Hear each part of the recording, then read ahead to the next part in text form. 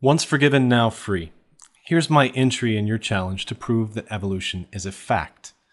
I'm going to come at this from an angle you may not have seen anyone present. And that's because I've spent my career working with the kind of reproducing things we can't observe directly, the viruses.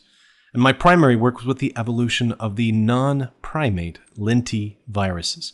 This is a topic I can do off the top of my head. Many of the papers I can cite either contain data I produced or are by colleagues and friends of mine.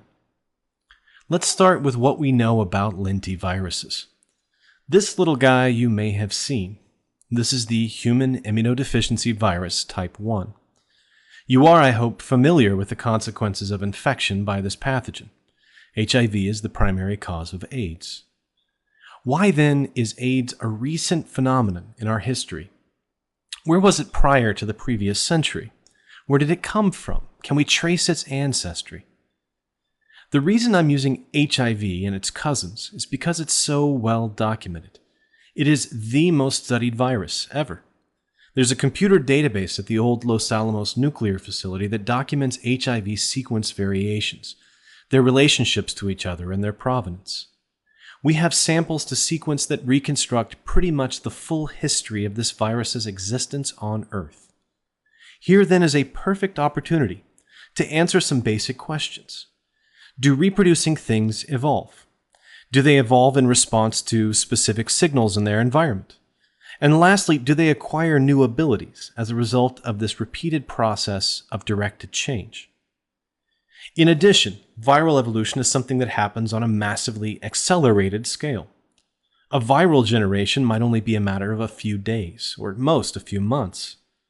It's also subject to selective criteria, the patient's immune system, that we understand very well and can monitor. It has also begun to respond to antiviral medications. We've been able to test the limits of how much it can change, that is, the limits of evolution to innovate. Lastly, we have a very detailed history of the distant cousins of HIV that covers all of human history. As I'll show, there are 3 scales of evolutionary history that are well documented. The macroevolution of the human tropic virus from an ancestral virus, the microevolution of a virus from its origins in the early 1900s, and the, well, let's call it nanoevolution of HIV within a single infection in a single patient. All 3 of these scales of change are caused by the same processes, and we can't find any hard boundaries or differences in mechanism between these 3 phases of change. Now, once forgiven is welcome to come up with a God-based explanation for how HIV came to be. He can suppose that his God created HIV a few decades ago, but he's going to have to explain a few ethical issues, a few theological issues, and quite a lot of biological issues around such a recent creation.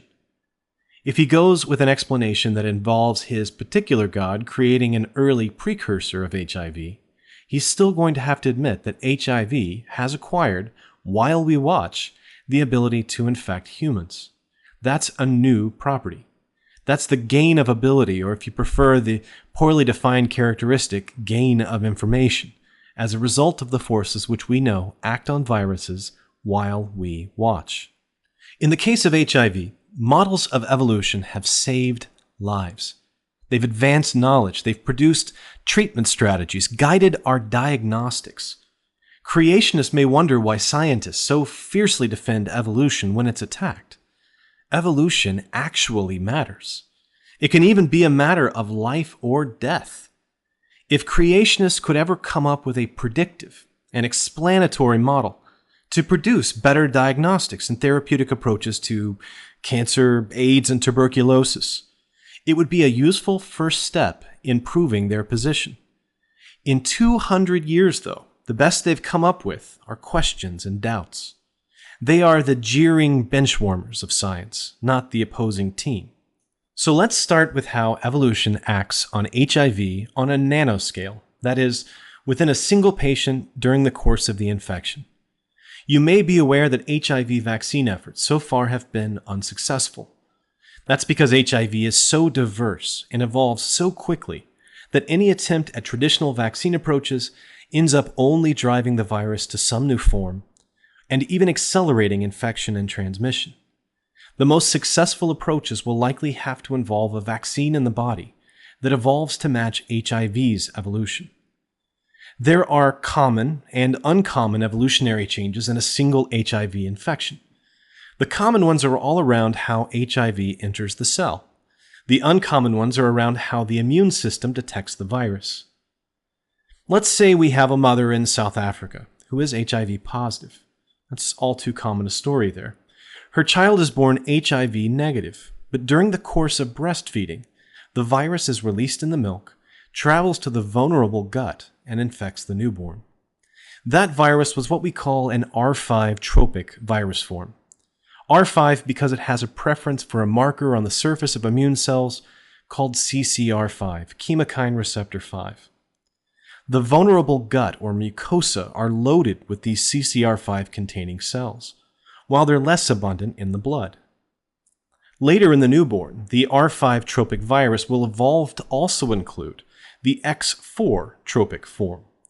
This HIV form can also utilize the CXCR4 receptor to enter cells. Now the virus can spread beyond the tissues in the gut to enter the blood and spread throughout this young, vulnerable body, ensuring that the virus will cause an eventual collapse of the immune system and progress to AIDS. In the case of our young baby, her life expectancy is likely going to be very short, on the order of 3 years or fewer, and they'll likely be lived mostly in the ICU as infection after infection ravages her compromised body.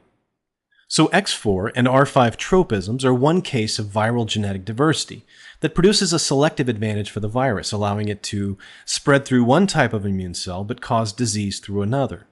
This was the common nanoevolutionary change. There are also uncommon changes, and this is how HIV evades our immune system. The outer surface of HIV is made from the lipid membrane of the cell it emerged from. It's a bit like that gory scene in Silence of the Lambs where Hannibal Lecter covers his own face with the bloody skin of a fallen guard. HIV looks to our immune system remarkably like one of our own cells. However, it needs to have a way to enter new cells. So sticking through that lipid membrane are envelope proteins, made from the virus's envelope gene. These are foreign proteins, and our immune system is prepared to react to them like we would to any other invader. However, these proteins are so variable that by the time our immune systems start making the appropriate antibodies, say a few days after they're first detected, the virus has already undergone what can be called an antigenic variation shift. HIV is a sloppy copier. Only 1 in 100 virus particles that emerge from the cell are made in the same manner as the initial infection copy. Many are non-functional, non-infectious, but some are also random variations from the parent virus. Just enough of this variation is beneficial to the virus that a single immune response never clears the virus. During the later stages of HIV infection, what is defined as pre-AIDS, the dominant envelope form can change on a weekly basis, allowing it to avoid complete clearance by the immune system. This is ultimately what leads to AIDS, as the immune tissues, like the spleen and thymus, become depleted, trying to respond to each new variation, and opportunistic infections result in a funeral.